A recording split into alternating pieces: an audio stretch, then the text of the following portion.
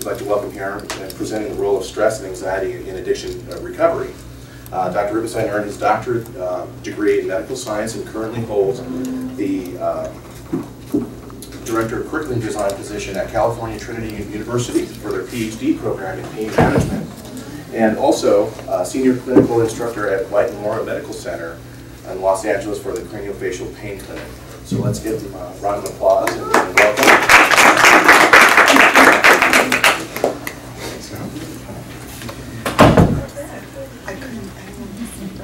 Good afternoon. Good afternoon. See, that's a stress response. First of all, I'd like to thanks and give my appreciation to Sovereign Health and all in attendance for here to see this brief presentation. Just by way of disclosure, I'm not a medical doctor. Not really a professional speaker. I kind of think of myself as the cook in the back, trying to come out and wait tables, you know, and so bear with me on a couple things. So today we're going to be looking at the role of stress and anxiety and how that impacts addiction and recovery. And I want to start with a profound statement that I first heard from Dr. Rice. He's the head of addiction for the NFL, or was, for about 15 years, treating all the NFL players whose addiction rates are through the roof, usually to pain meds, but illicit drugs as well. And he said to me, you know, the brain is hardwired for pleasure, satisfaction, and fulfillment. And if you don't find that in your world, in your life, in your day-to-day living, then your brain will see to it that you find it in other ways. And I remember the quietness of the room when 600 people were just, you could hear a pin drop when Dr. Rice made that statement. So we're going to talk about stress, particularly chronic stress, because a one-time stressor is nothing to anybody in this room, but chronic stress is a really big problem. Chronic stress precludes the experience of pleasure, satisfaction, and fulfillment. No addict that I've ever spoken to has talked about the PSF factor, pleasure, satisfaction, and fulfillment, actually working out. Perhaps except during the experience itself, but that's brief and fleeting. And one of my mentors, Dr. Dan Mays, a neuroscientist, a premier neuroscientist for 30 years, he said to me, you know, David, all they're really looking for, and this study is in addiction, they're just looking to feel normal. And I see everybody's head going like that. And it's a very simple thing that they're looking for, that pleasure, fulfillment, and satisfaction. So what we're going to do today is we're going to define and disentangle some of the things we talk about when we talk about stress and anxiety.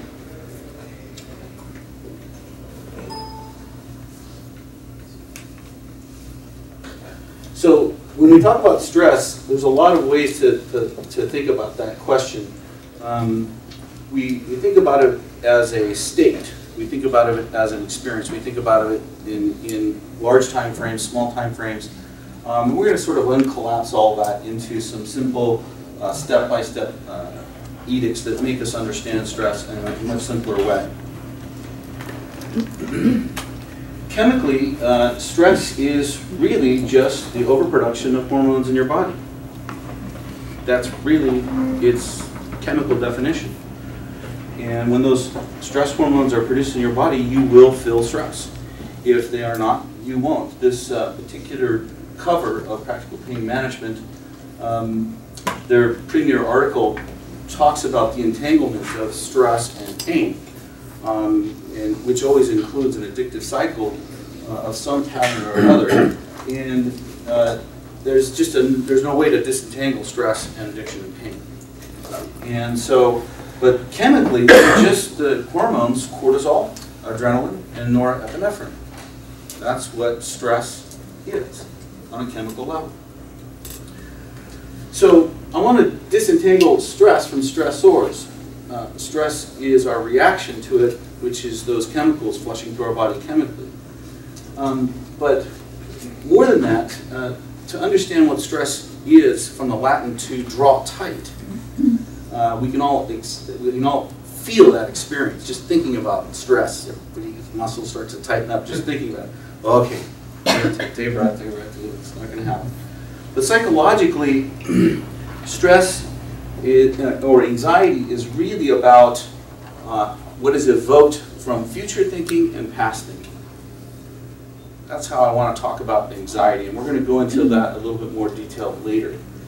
But our body's chain reaction to stress, first and foremost, is shallow chest breathing, what's known as paradoxical breathing. We're going to talk about what that means in more detail in a little bit.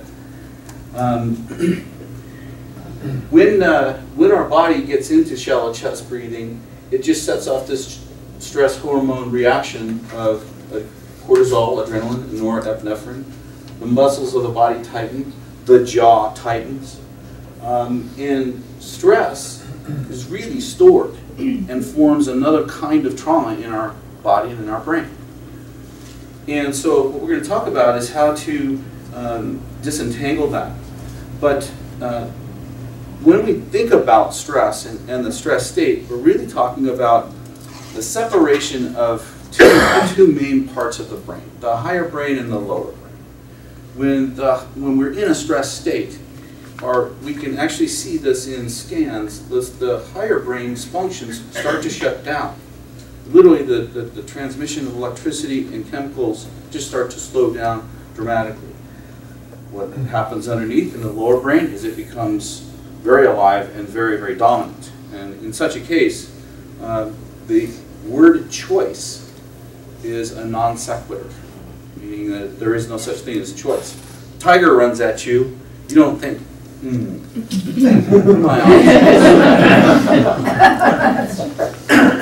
like the way he looks.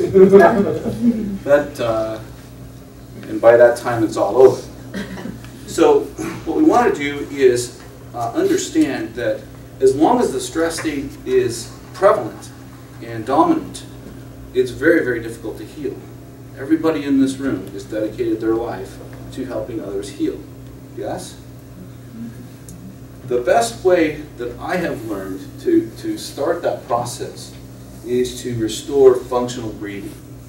And we're going to talk about what that looks like in great detail. So, knowing your external stressors, different than internal stressors, we have emotional traumas, chemical traumas, physical traumas, environmental traumas. These are all different kinds of traumas that are inputs to us that we experience stress from. Stress on different levels and different types. But always if we're feeling stress, those three stress hormones are proliferating through our brain and through our body. Stress is simply your brain and body's response to stressors. That's all it is. And stress is in fact the memory of traumatic events that are stored in the body and not released. Part of the purpose to cognitive therapy is to release those cognitive stresses, those emotional stresses, and that helps the body. The feeling of stress and anxiety is just excess stress hormone production. We just talked about that. And at the end of the day, that lower brain and upper brain problem starts to really hit its mark.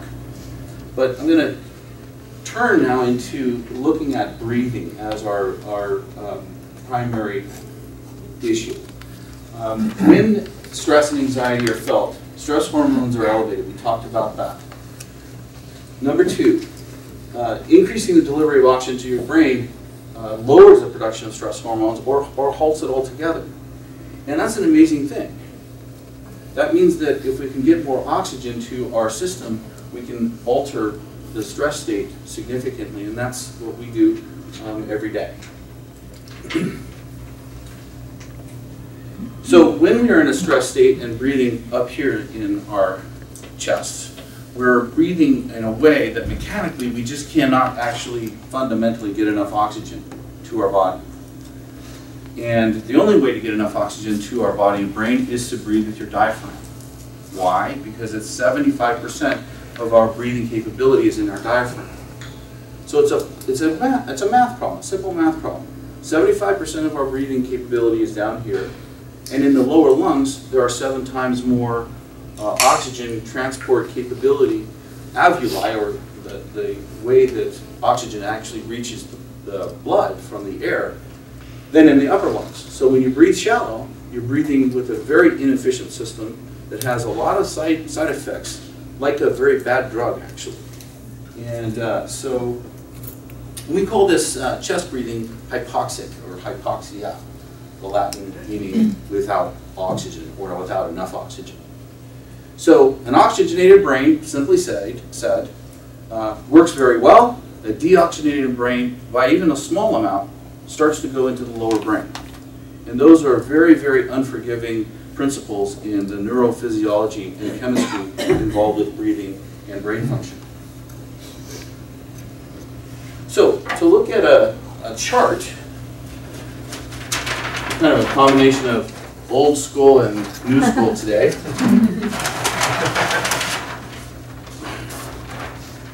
So this is what happens.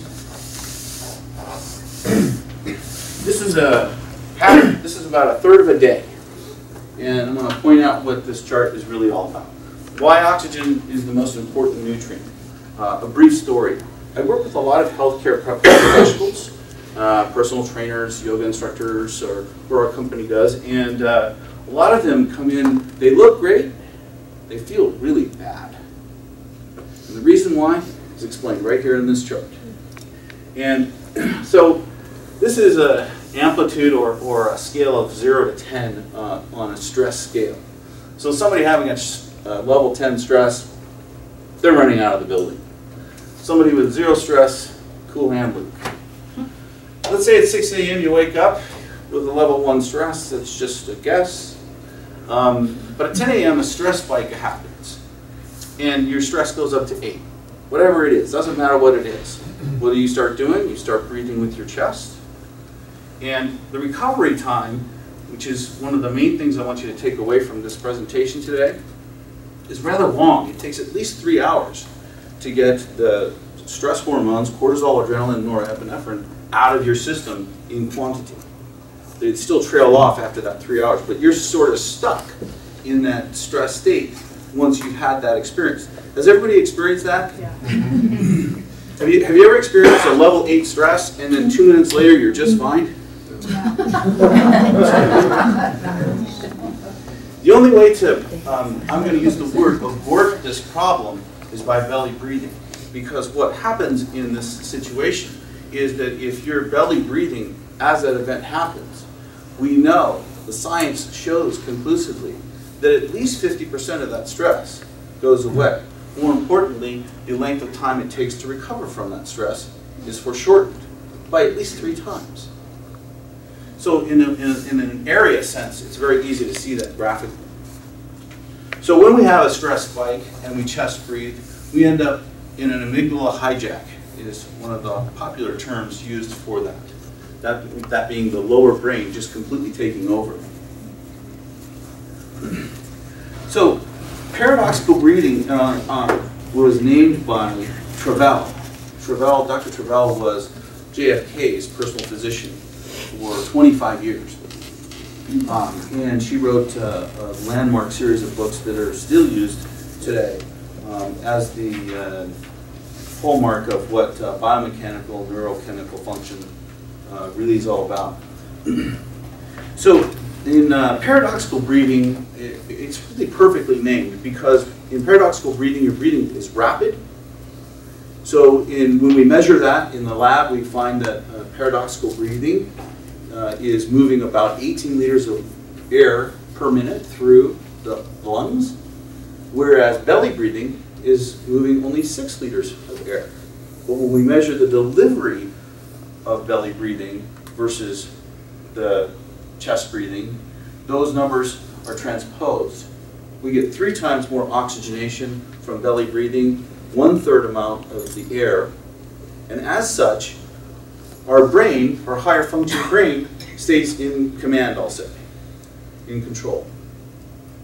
And as soon as we come out of the belly breathing and go into chest breathing, doesn't matter why, we lose control of our neocortex, our main brain functions, our higher thinking, planning, and choice making. So what we find is that respiratory rates above 8 per minute are ideal, or around 8 per minute is ideal. Believe it or not, there are people who breathe 3 times per minute. And when you breathe that slow, it's very hard to get you upset. And you would think, well, that person must be, kind of almost drugged out in a sort of haze. Actually, they're extremely present, extremely aware, and extremely awake. And that's the result of a very well oxygenated brain. And it's really the slower you breathe and the more that it comes from your belly, the better you are. It's really that simple. Towards the end of the presentation, I'm going to show you a sort of green, yellow, brown, and red zones of how breathing actually predicts the stress and anxiety level, the body pain level. And that science has been done for 35 years. So in the nearly 1,000 studies that we've done in recovery environments, what we find is that the average breathing rate is 22 per minute. So ideal is 8. In recovery, we find 22 is the norm. The Centers for Disease Control and the AMA both define normal breathing as 12 or less. So in a recovery environment, we're looking at breathing rates that are twice what is normal, or they are hyperventilating. And think of somebody hyperventilating. They're not going to make sense. They're going to be a little rattled. They're going to be having a lot of difficulty moving forward with conversation. So one of the things that we also measure, and going back to the body's responses to stress, is that by 2 simple measurements, we can predict with very high degree of accuracy the stress level and their sleep quality. And when I say sleep quality, I don't mean that you know when you fall asleep and you know when you wake up. There's just one defining quality that tells us about your sleep. When you wake up, how do you feel? That moment, that second. Not 10 seconds later, not 20, 30, 50 seconds later, right when your eyes open.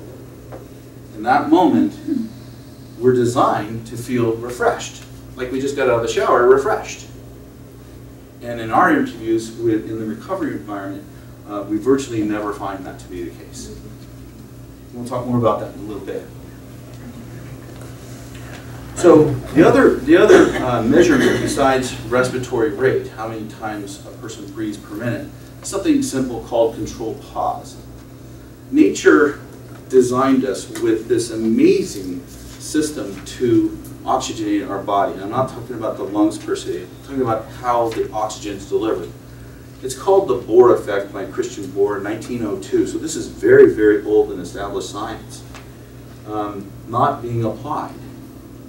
And what it states is the amount of carbon dioxide in your body actually is what determines how well oxygen is delivered to your brain cells, your organ cells, your muscle cells. It's sort of counterintuitive, because you think of, everybody normally thinks of carbon dioxide as, that's the bad gas, right? We want to get that out. Not the other bad gas, but the bad gas that we just want to get out of our body. And what's actually true is that if we don't have enough carbon dioxide, we can have 98% oxygenated with an oximeter. We measure, how much oxygen is present in the blood. We can measure that. That might be 98%. But if your CO2, carbon dioxide, is too low, it won't matter. So somebody in the hospital with emphysema may have an oxygen saturation level of 97 or 98%. they're dying because they can't get oxygen. Why? Because they can't store carbon dioxide. And they asphyxiate while breathing, unable to get oxygen to their body. Which is an amazing and terrible thing. Another interesting and compelling element about chest breathing is that it also potentiates pain reception. So if you're chest breathing and you have a level 4, we'll turn this into a pain chart, you have a level 4 pain, you will actually experience that as a level 8. That's the minimum.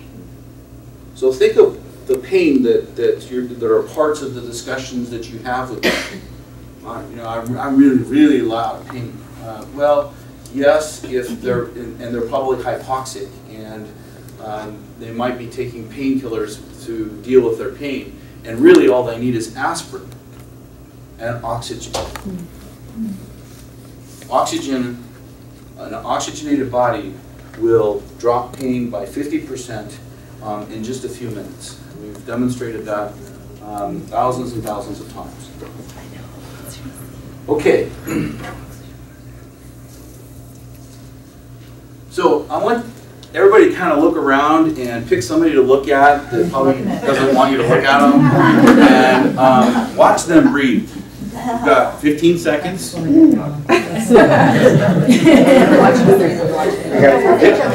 that doesn't want you to watch them. Yeah, he's second. Okay, time's up. Were they breathing with their shoulders going up and down? Yeah, the answer is yes. I'm watching all you breathe. So the only way to breathe is to breathe from down here. So I'm just going to do this simple demonstration with my 1-pack. So this is the proper way to breathe. Making a sound to make it easier to see. Notice that my shoulders don't move. My chest doesn't move. Maybe a small, almost indiscernible movement. Think of a baby lying on a table asleep. Everybody's had that image, right, in your mind. What do you see? Belly breathing. That's how we're born to breathe. And what causes us to stop doing that is stress, trauma, and what you're doing right now. Sitting. Sitting inhibits the diaphragm. Diaphragm is a muscle, a very powerful muscle, but it's being squished by the sitting posture. And when we sit and you squish a muscle, if you squish any muscle in the body, put pressure on it, it just doesn't want to work. It's what we call inhibiting. So, when we talk about breathing properly, we're talking about breathing from the diaphragm.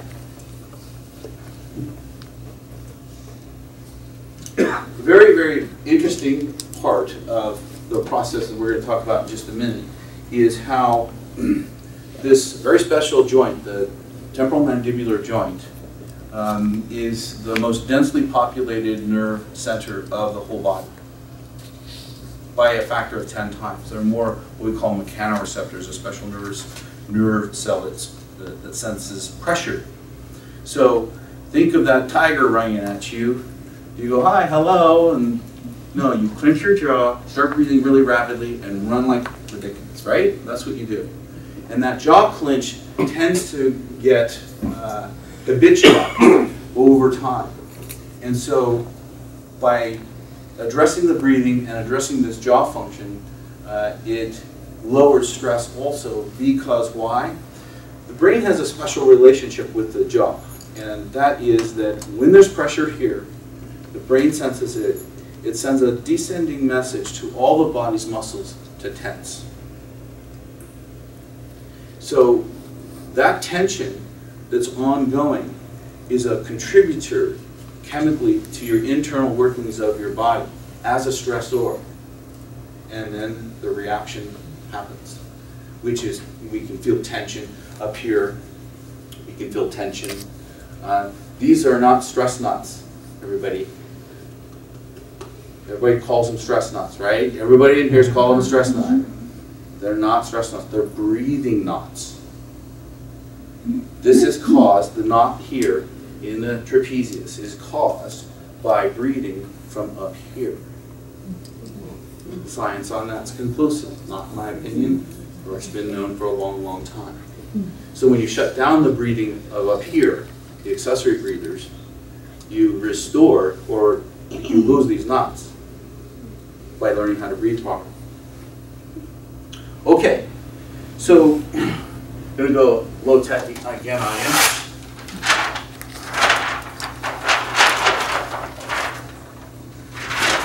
Talk a little bit more in depth about breathing and stress. And we're going to talk about how if we start with chest breathing, we get a jaw clench. That's what's going to happen. This creates muscle tension that descends and is sometimes what we call subclinical. It means that you can't feel it sometimes, but it is there. And we have tests that can prove that. Muscle splinting, that's a greater amount of muscle tension. And then this bad boy right here, compression. Compression body-wide will occur. That means every joint in your body will get compressed. And there's a very simple equation here. When you have compression in a joint, it means that the muscles aren't working right. And it also means you're going to create inflammation. You can't disentangle that. And in another kind of conversation, I would say to you, the root of all biomechanical evil is compression and inflammation. They're so deleterious on the body. So these lead to body pain, which leads to poor sleep, which leads to stress. Now, you look into this circle and you go, well, where do you start? I have body pain. Okay, that would lead to, well, maybe that could just jump to stress. And really, it doesn't matter where you start. We could lay this circle out into a line and do it that way, same thing. The key is right here. By reversing chest breathing to diaphragmatic breathing, we unwind the whole process of stress generation. We know that the science is there. We're going to show you that. That, in turn, reverses poor sleep. And I have a very simple saying. If you can't breathe well, you can't sleep well. Breathing is king, sleep is queen. If you can't breathe well, you can't sleep well. It's a physical, neurochemical impossibility. So by restoring the breathing element, you're restoring sleep. And we see this pattern over and over and over again. So think about it. Your overall stress is lower.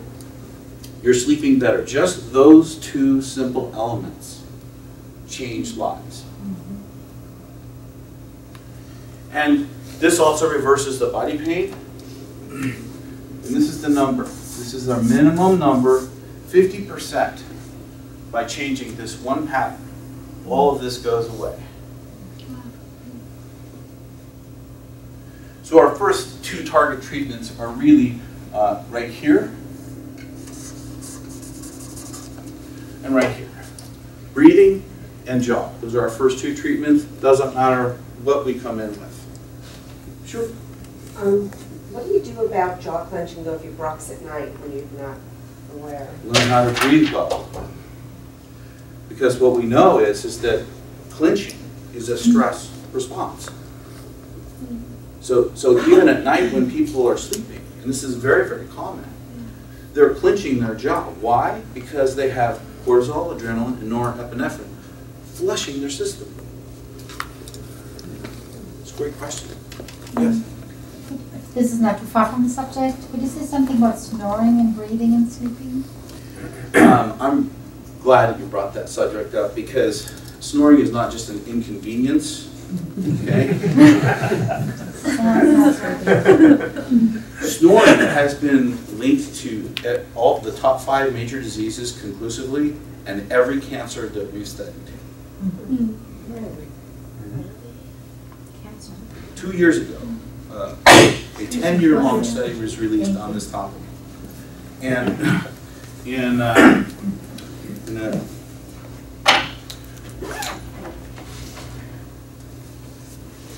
carotid artery,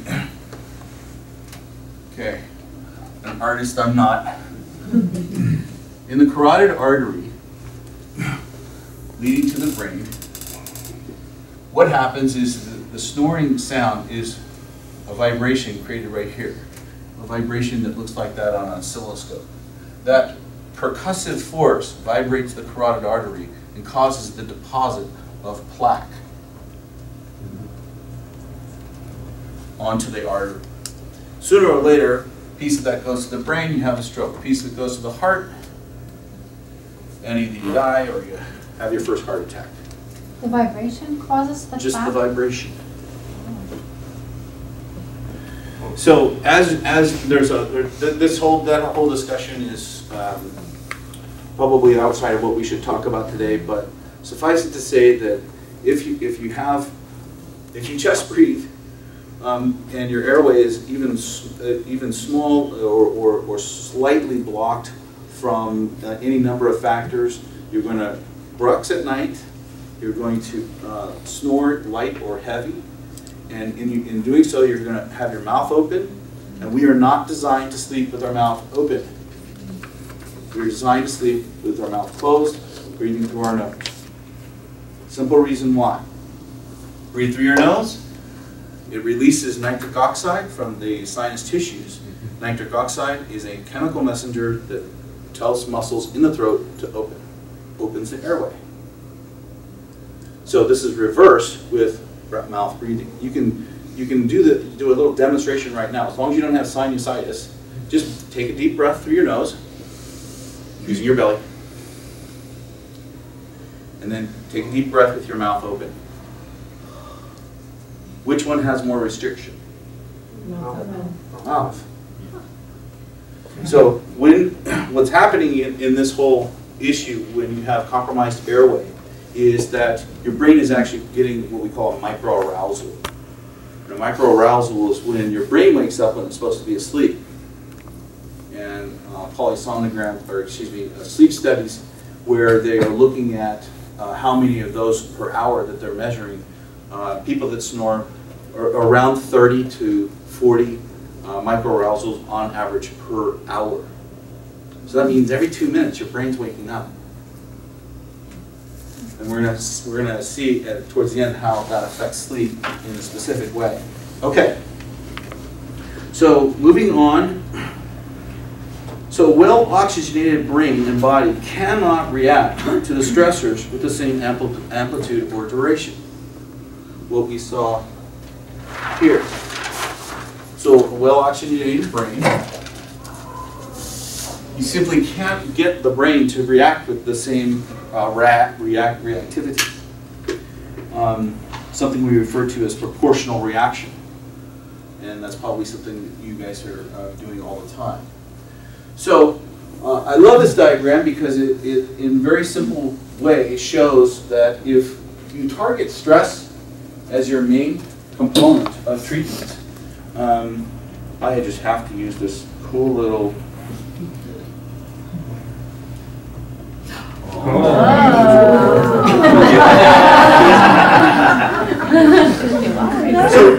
So one of the things that I did this was 16 and a half years ago. I did a little study of my own. It was a one-question study. I interviewed 42 different MDs of different disciplines, and I called, and it was a little embarrassing because I said, I just have one question. Can I come to your office and ask you this question face to face? I got a lot of no's. And so 42, I asked one question. If you had to name one thing that's at the cause of all disease processes, what would it be? I got 42 identical answers. These are people I didn't know. They were all different doctors of different types. And this was their answer. Every one of them. So when you target the stress, then the problems that you're having symptomatically with muscles, organs, how your brain works, tend to work very, very well. And then you can eliminate the chronic issues. And then after that, keep on working, going down that road of breathing really well, you enhance mental and physical performance. What do we try to do? I get to use this again. Oh, this is cool. What do we do now? We target chronic issues right up front. We try to go right at that chronic issue without dealing with the stress. And I haven't seen really good success rates with that type of modality. So working with this, getting at the stress first is, well, it's king. It's going to rule the landscape. Okay, so kind of wrapping up here. When we measure respiratory rates and they're above 19, you're in the red. Whoops. I gave it away, darn.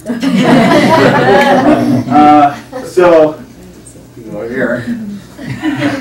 You want to be over here in the respiratory rate, okay? Can't be done. Physical impossibility, chest breathing, okay? You've got to be belly breathing because you simply can't deliver enough oxygen. And these four categories correspond very well with what I talked about, controlled pause. This is an indirect but accurate measurement of the carbon dioxide in your body, which is the UPS system, the FedEx system for oxygen delivery, without which you don't get oxygen. So oxygen saturation in the blood is not as important a measure as carbon dioxide in the blood.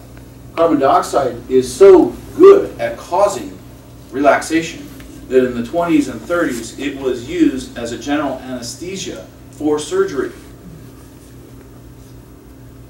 They don't use it anymore because they don't make money from it. So we can predict accurately from these two simple measures, respiratory rate and controlled pause. We define controlled pause. If you're breathing normally and you hold your breath at the bottom of the exhale and you wait for the very first impulse your body has to take a breath, the first one. Not like when you're a little kid, you dive in the pool, hold your breath as long as you can, and then pop out. This is the first impulse. And how we measure that is the diaphragm will actually have a small spasm as the first indicator, which is can be felt in a palpation examination. So if you're in the red, you only have 1 to 5 seconds of time before your body needs to take another breath. That's because it's not getting enough oxygen. Because why? There's not enough carbon dioxide in the system.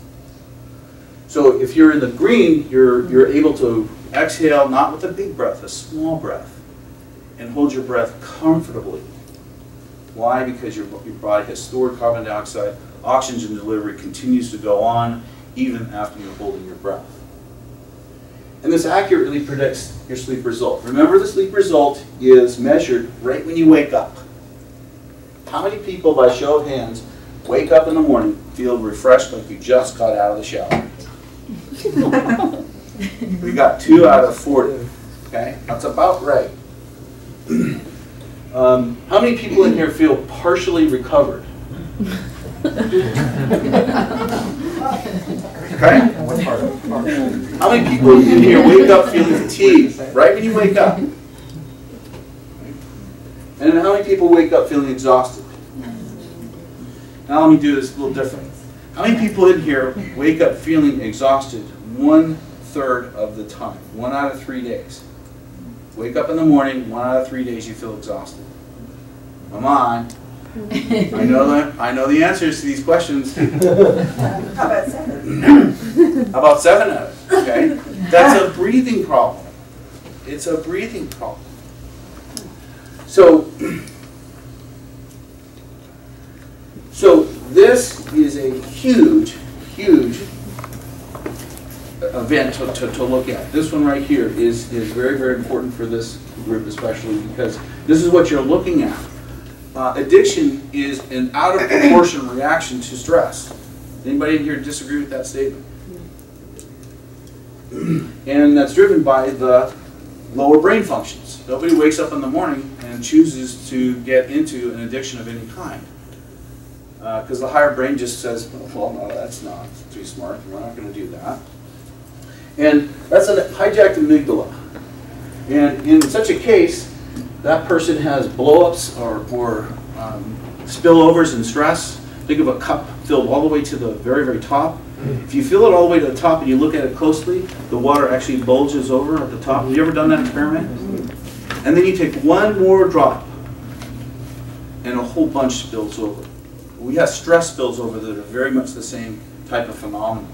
But not one drop comes out, several tablespoons will come out. And what we need to do is poke a hole in the bottom of that cup, drain the stress through good breathing. And then what you have is you have an ability to absorb some stress and handle some stressors without blowing up. And then moving towards this green, you become imperturbable. Would that be cool or what? Yes. I would like that. And that's not just a fantasy. It is. I had to look it up. That would be a good Scrabble. So, but most people live in the yellow most of the time. Let's go ahead and go to body pain since I touched the screen. People who breathe well, wake up refreshed, rarely have body pain. Conversely, people who breathe poorly, wake up exhausted, and have severe and chronic pain. Do these match the profiles that you all have seen? Yes. So that's it.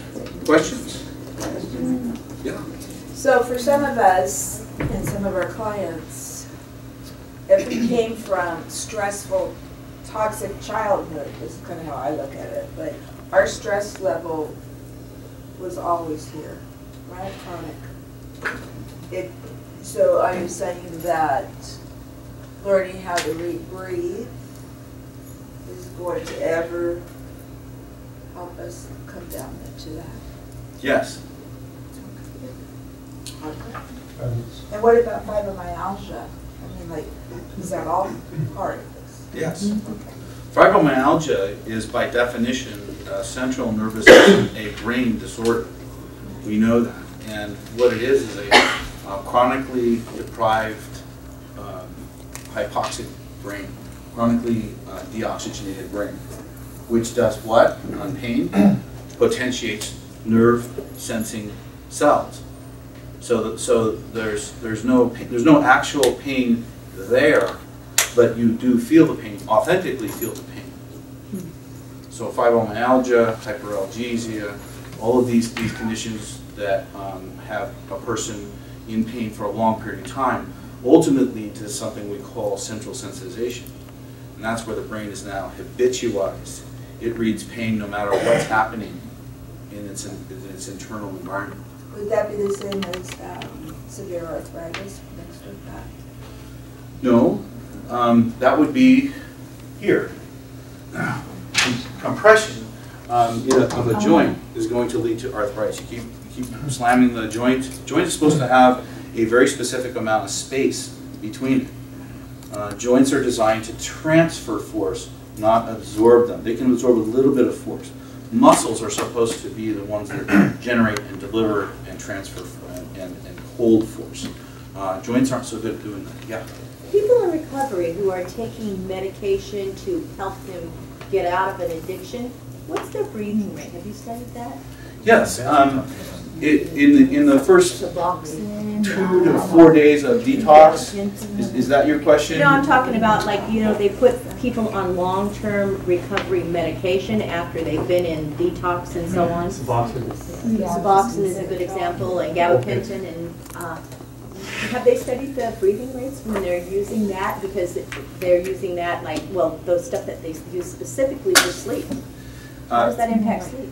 So yes, the answer is a yes with a qualification to it. They have studied it, but what they're not looking at is they're not looking at breathing rates in terms of oxygenation. They're just looking at breathing rates associated with those medications that you listed and what is the result. So there's a fundamental component missing in those studies, and that is the delivery of oxygen is what counts. And you take a person on those medications, and they're getting oxygen delivery through what? Diaphragmatic breathing. Okay? And what happens is that the reason for that is generally removed. So take a patient in any one of those medications who's now learned how to breathe properly, has sustained that and practiced it. They go back to their physician in a different state. And the physician's going, so you look great, what happened? Well, I'm breathing better, and okay, well, let's see if we can lower your whatever it is. Dr. Rubenstein. Yeah. I just think it would be relevant to talk about the fact that over the last 9 months we've done a little over 1,000 treatments specific in this industry and been measuring the Yes, and in the recovery arena, all the numbers are exaggerated, and that's not any exaggeration. And I don't think that strikes anybody here as strange. So this 50% number, we will often see somebody come into a treatment environment, and on a self-reported scale of 1 to 10, they're at a 9 or a 10. I mean, their eye blink rate is 3 per second, and they can barely pull the conversation. They lay down, we give them whichever treatment we're going to give them, and they walk out with a 2 or a 3, medicated or not. The only exception is when their initial detoxification is taking place, right then and there. They actually won't remember the treatment. They won't be able to give you a self-reported rate of stress or pain. They're just not present enough at that point. Which brings up a very big point. The biggest point. Thank you for reminding me about that. The most impactful piece of wisdom that I've ever learned is about being present. And through this work, I feel like I collided with how to get present is really through breathing. And that you cannot get present without it. Think of every meditation type on the planet. What do they start with? Breathing. The why that they start with breathing is that they know it works, but the science underneath that is rarely come to the surface. And that's one of the things that we're really interested in bringing forward, is the science behind that is so solid and reliable and simple. I was having a great conversation about, really we're talking about something that's extremely simple. Breathing well makes you well. So how do they get their diaphragms working? That's the most important part, because if your diaphragm's not working... Well, it's really hard to do it yourself. And that's why in the process, the first thing we do is trigger your diaphragm into working. So since you're sitting right in front of me, And you know it's coming. Messed up here, I guess. So there's a very simple process. I'm going to give you the start of the process. There won't be any pain or difficulty to it, and it'll happen. Oh, are you asking me to join? Yeah. You're a yes, I know. unvolunteered volunteer. So what I'm going to do is I'm going to put some pressure on your abdomen, just about 5 pounds. And you're going to take a breath. And by the way, this won't work on yourself, because if you put pressure on your own diaphragm, something in your brain called colloidal discharge takes over, and it doesn't work. So it has to be from an external source. So what will happen is a neurological trigger will occur, and you'll feel your diaphragm start to work. Okay, you ready? Yeah. Okay, it takes about 4 or 5 seconds. Lean forward a little bit. Okay, take a big deep breath in. Feel that push my hand forward? Do you feel that? No. Take a couple more. I want to be touched more.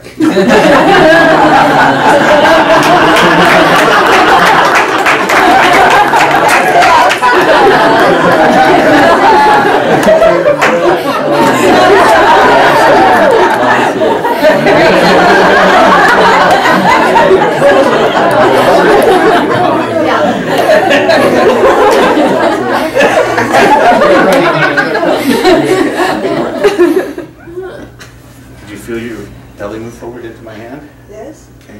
Now, put your own hand there and do the same thing. Take a deep breath. You gotta breathe. I'm waiting for my signal. See how big her shoulders are? That motion give away big time. So your body and brain are not able to get enough oxygen. So what happens in the brain is all the brain knows what to do is to hit the gas. And what's going to happen for you and for people like you is dopamine is going to be flushing your system, as well as cortisol, adrenaline, and norepinephrine. And what about your adrenals and that? Exhaustion. If you have paradoxical breathing, adrenal exhaustion, which is extremely common. So, one of the things that point out. One second, Gary. I'm sorry, I have a couple of questions actually. I'm sorry. Besides learning how to breathe correctly, which is, you know, a big part of recovery for most addicts and alcoholics, and explains so much of why, you know, I mean, the drugs and alcohol perpetuate the problem, and then they're not breathing, and once you remove that, a lot of times the chronic pain goes away miraculously.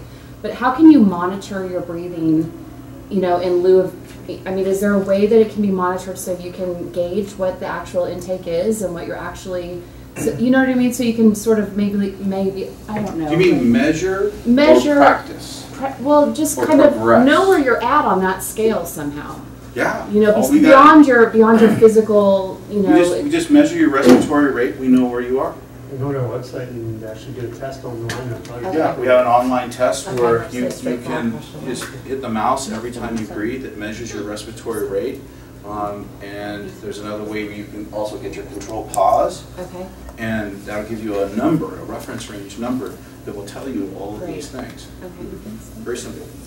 One more real quick. Yeah, no problem. As far as, well, I'm just going to use myself as an example. Chronic talker in my sleep. I mean, not just mumbling, but like verbally processing things and physical.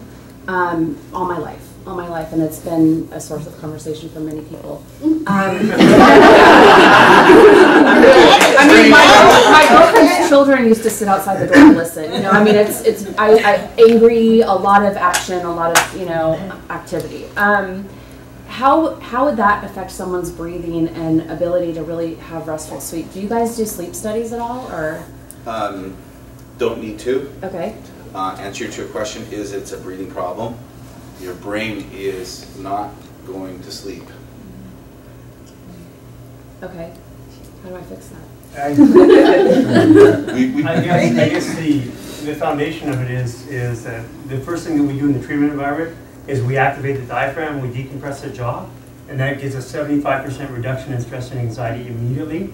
And then we give them breathing exercises that, as long as they do for 21 days, their diaphragm stay active. So that's the starting to healing. Okay. And the effect of that is we make them present. And presence is required for change.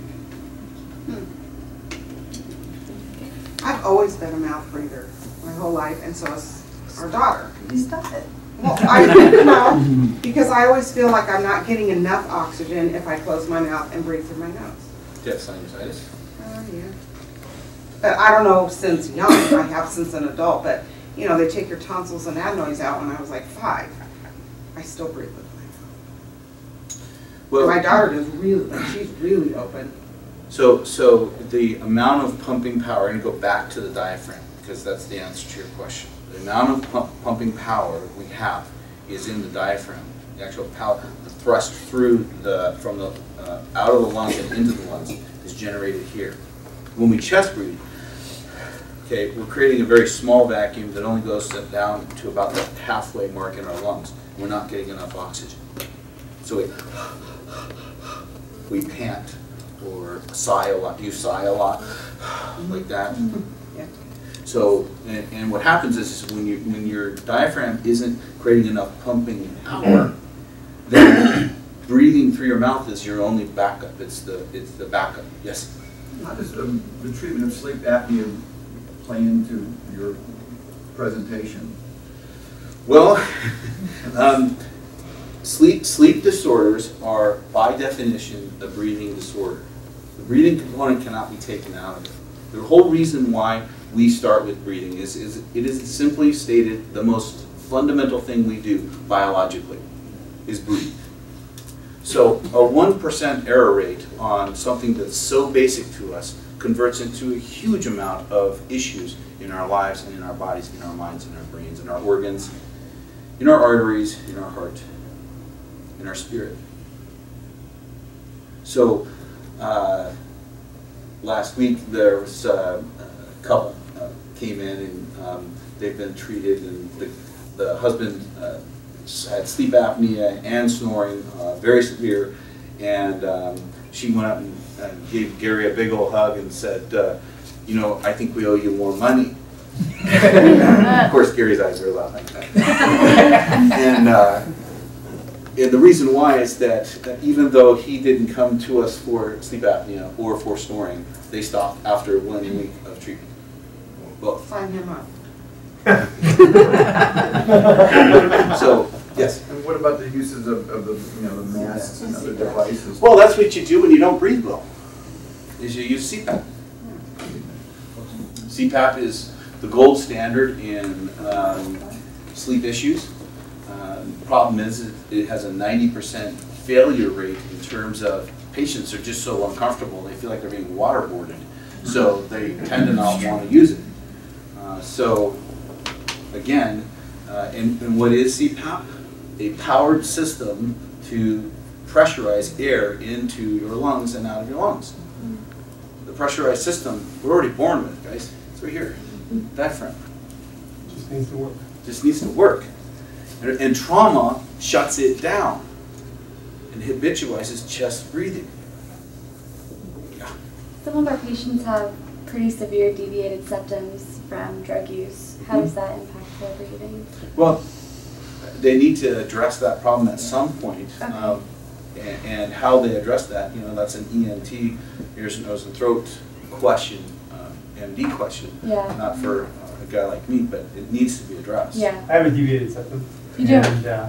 And because of my restoring my breathing cycle, I breathe better. I don't have the stress that I used to. I sleep at night. Mm-hmm. But when my septum, you breathe through your nose? Yeah. So when I still breathe through my nose. Okay. But it's restricted. But the point is that I'm getting oxygen delivered. So if you have before I went through our own treatment, I wasn't getting enough oxygen in my system. So every night, progressively in my sleep patterns, I was becoming less and less rested. I was waking up more and more tired, and I didn't even realize it was happening. It just one day I realized I'm not getting any sleep. I'm getting stressed out, and that for me was a trigger for anxiety.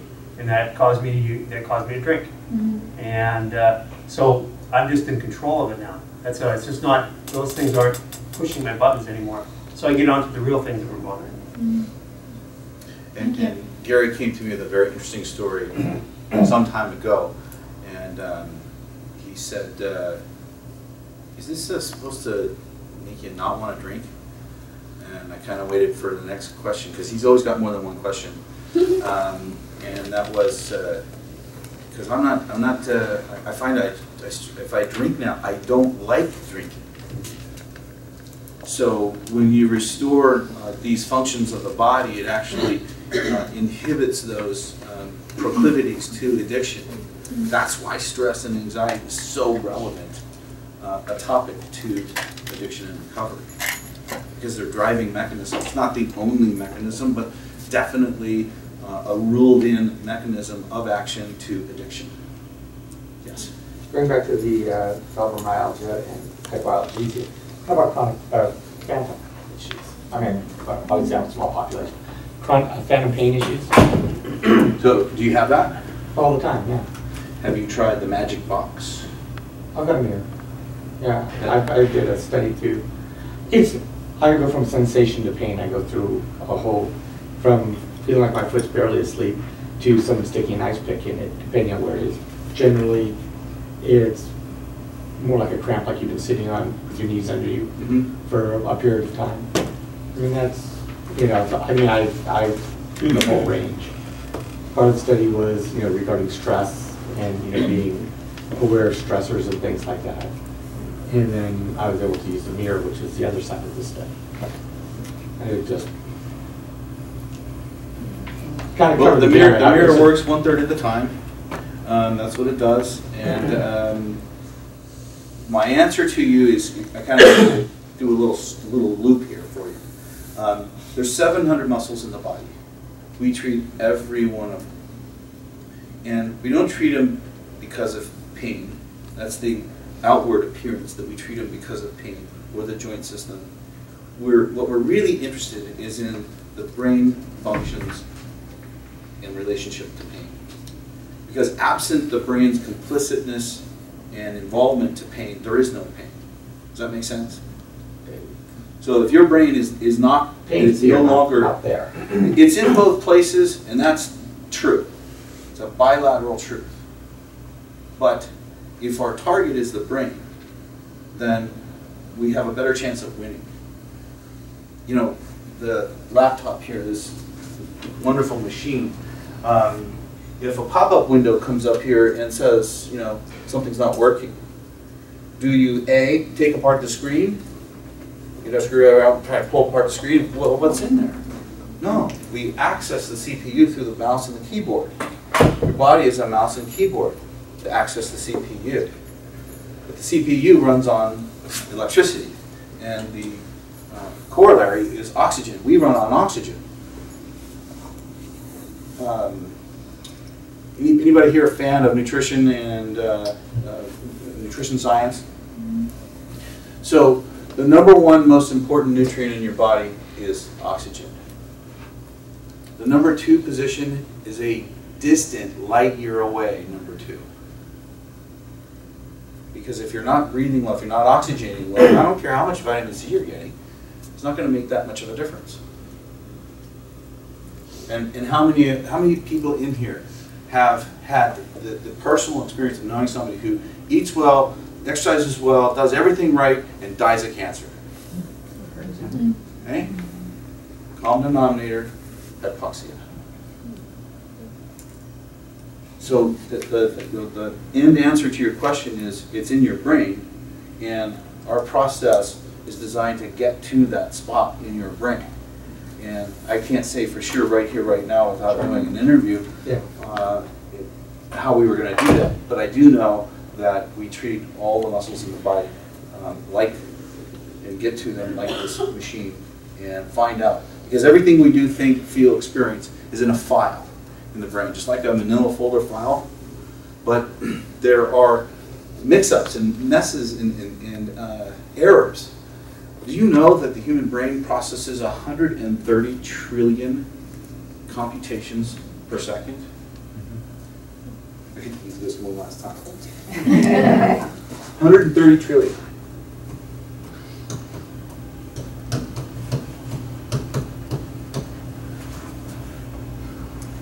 Per second. That's everyone in this room.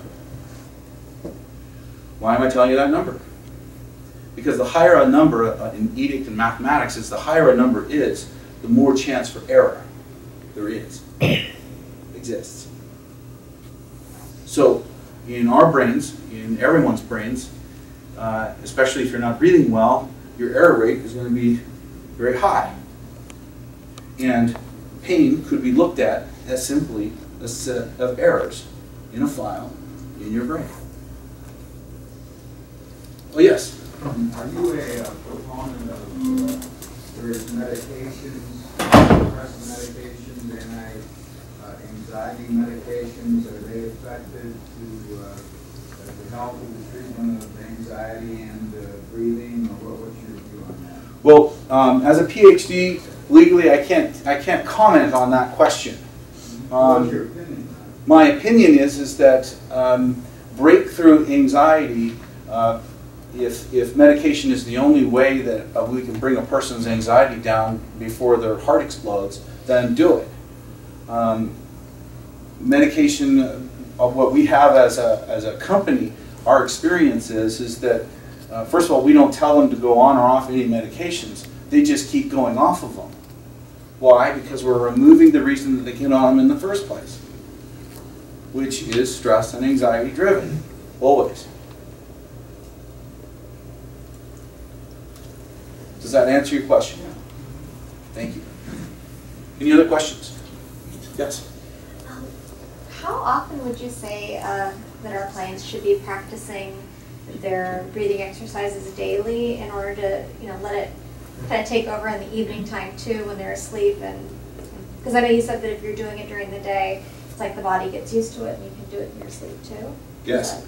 So what are some good exercises that might be helpful to clients to help with their breathing, especially if maybe they're not as comfortable with being touched, and kind of like in that example? No, I am comfortable.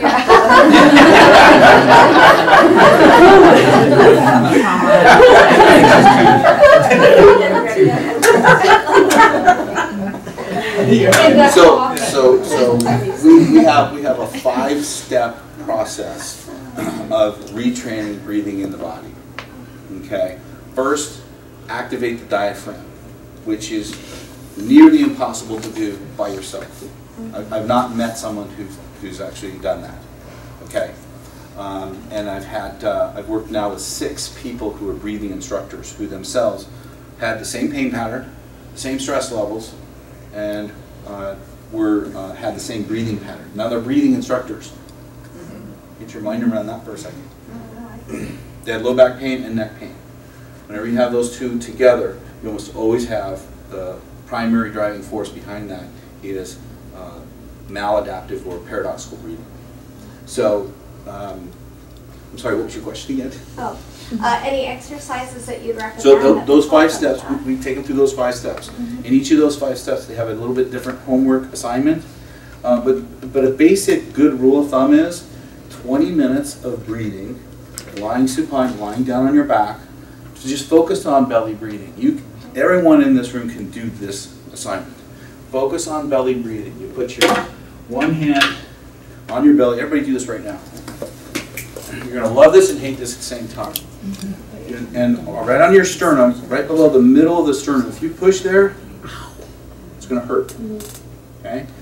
And elicit just a little bit of pain. Pain button, we call that. And put one hand on your belly. Now breathe from your belly. And I suggest pursed lips.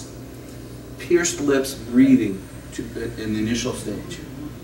And what happens is that little bit of pain that you're applying on the sternum inhibits the chest a little bit. It includes you that you're using the chest, which you don't want to use. So you're lying down, you're belly breathing for 20 minutes. And keep the size of the breath medium or a little bit less than medium. And then we have a series of breathing. But do that for 20 minutes. Right before you go to sleep, you'll sleep like a baby. Do it 20 minutes twice a day, and you're dosing yourself with oxygen. Yes? Just one more question regarding, we've talked a lot about the physical effects of not breathing correctly. What about mood disorders and things of that nature? Same thing? Absolutely. Just, okay. Absolutely. Well, just more in terms of, medications for mood disorders and things like that. Does that also affect a person's breathing? And do you know what I mean? I don't know if the only condition that I have encountered that does not respond immediately and favorably to corrected diaphragmatic breathing is schizophrenia. But all the others, every mood disorder, attention deficit hyperactivity disorders, all of those disorders and addictions respond right away to this process. There's a sense of immediate gratification, which is nice. Yes? What was the exception for schizophrenia? What was the modality about that? There's 2 parts. One, the meds that the typical schizophrenia patient will take has them hyperventilating. Okay? And by default, schizophrenia almost always includes with it a larger or smaller component of paranoia. So, of paranoia. Yeah. So, so they're in a brain malfunctioned process that we can help them and manage them, but we can't get their breathing rates down to here. We can't do that. But we can manage it. One schizophrenia client that we have right now came into us and she had a breathing rate of 32. It was off this chart. She now is stable at 16. So, and that's as good as it's going to get. Yes. I just got to ask you really quick. Aren't those numbers like really low? That agreement, because like that would be, as a nurse, I'm a nurse. As a nurse, those would be considered bradycardia. You know, like we would be concerned if we were caring for somebody and their respiratory rate was that low. Yeah, and traditionally medically trained, that's exactly what you should say. Yeah. Exactly. But when you look at the science, okay, behind breathing and oxygen delivery, and bradycardia is a condition that, you know, if it's caused by something other than stress and anxiety or something like that, that there's a malfunction in the system neurologically, that's different. That's completely different. But my breathing rate, my average breathing rate is 7 or 8 per minute. That's where I stay. Except for when I went up there. So, got time for one more question? 2 more questions? Yeah, we got 2 more time. We have time for 2 more. Yeah. Very quick question. What was splinting? Splinting is, let's say you turn your ankle. Everybody turn your ankle before? Well, your brain will cause the muscles around that area to tighten up, to brace, to support that injured body part. And same is true when you're hypoxic, your body starts to brace and splint. One more.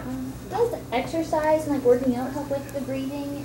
Yeah, you're oxygenating your body, but it doesn't correct the paradoxical breathing pattern. It just temporarily oxygenates you above your typical. That's why it works. One of my doctor friends, he says that his running is his Prozac. That's what he calls it. Huh? Release anxiety through many chemical pathways. Absolutely, exercise should be a cornerstone of all of our lives. Well, I want to thank you very much for your attention.